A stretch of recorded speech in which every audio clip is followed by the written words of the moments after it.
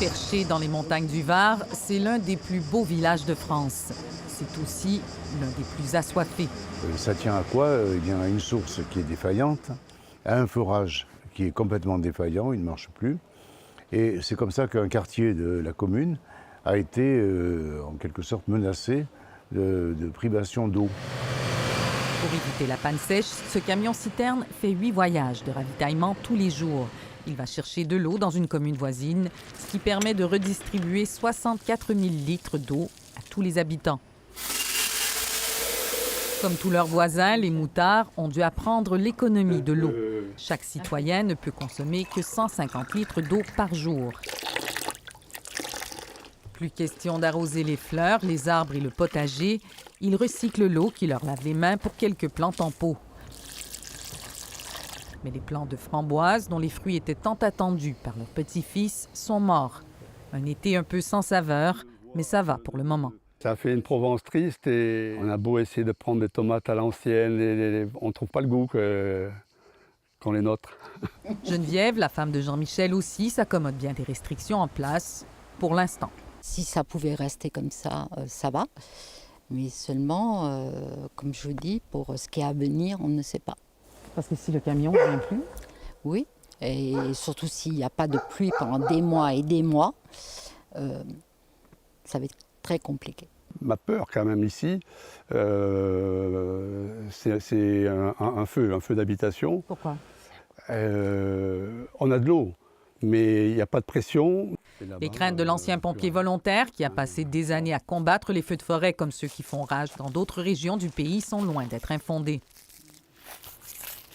Une centaine de communes manquent d'eau potable en France et c'est un chiffre qui pourrait bientôt doubler avec les vagues de chaleur torrides successives. Ce sont aujourd'hui 73 communes qui sont en état de crise partout sur le territoire. Dans les Bouches-du-Rhône, Gémenos a toujours de l'eau potable, mais la ville n'en demeure pas moins en état de crise.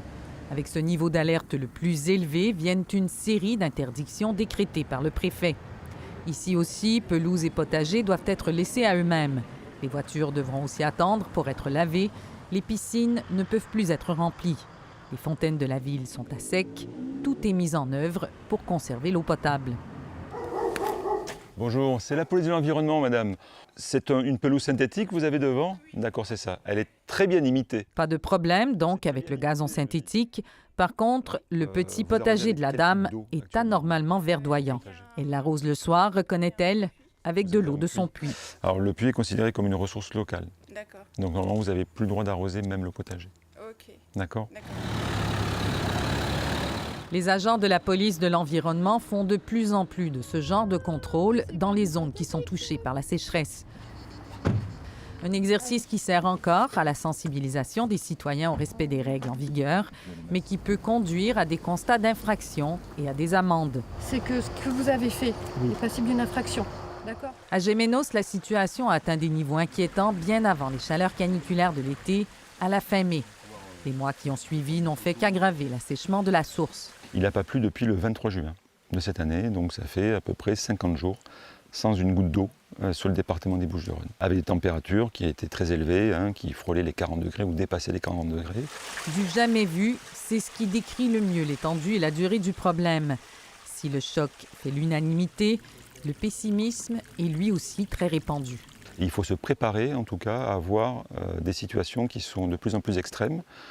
On parle de la sécheresse, peut-être qu'au mois d'octobre, on parlera d'inondation, parce qu'on aura peut-être une pluviométrie excessive cette fois-ci. Et c'est ça, aujourd'hui, c'est la succession d'événements extrêmes, dans un sens ou dans l'autre.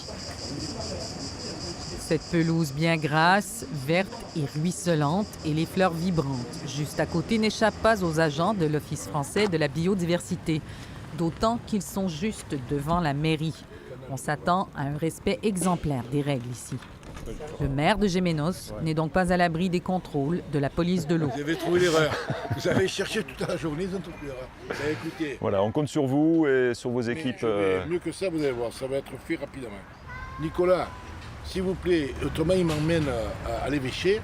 Venez-moi me couper cette putain de vanne qui n'est pas fermée. Le ton reste bon enfant, mais il n'y aura pas de passe-droit. Monsieur le maire, venez, on va se mettre en discrétion par rapport aux caméras. Le dossier sera remis au procureur, qui pourrait imposer à l'administration de la ville une amende de 7 500 €. C'était l'enfer, je sais aussi déjà. Oui, oui. Pour les particuliers, les amendes imposées peuvent aller jusqu'à 1 500 €. C'est pas du gazon, hein. C'est du chien. Cette dame devra elle aussi expliquer pourquoi cette parcelle de son terrain est toujours verte. Parce que j'ai tous mes arbres qui meurent et je peux vous les montrer. J'ai les arbres de mes grands-parents qui ont 10 ans, qui ont 10 ans, qui ont 100 ans, excusez-moi. Hein. C'est tout en train de mourir, je perds tout. Les arbres perdent leurs feuilles, les jardins de leur superbe.